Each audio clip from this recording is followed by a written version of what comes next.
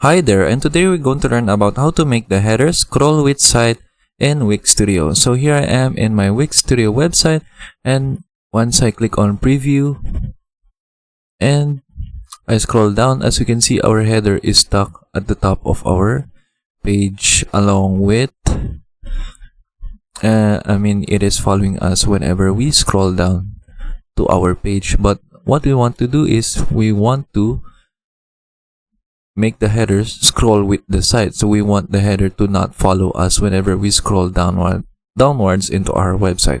And in order to do that, we'll click on our header. You can go to right click, select a layer, and make sure you are clicking header so that we are selecting it properly.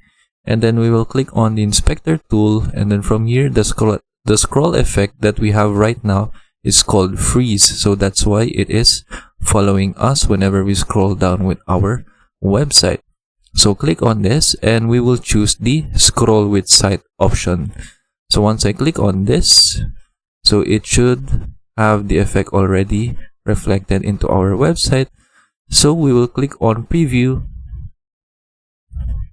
and whenever we scroll down, the header doesn't follow us anymore. So therefore it is scrolling according to our website. And then that is it. If you only want to have the scroll with site option, that's all you need to do. But if you want to explore the different effects right here, we have displayed the freeze and the scroll with site effect. For the disappear effect, just as it says, it will disappear whenever we scroll. So for example, we want to test this out. Click on preview.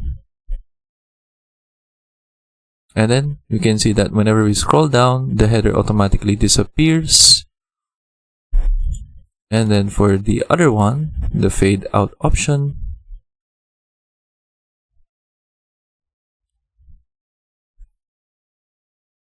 so we'll just wait for it to load, and then we can see that it automatically fades out.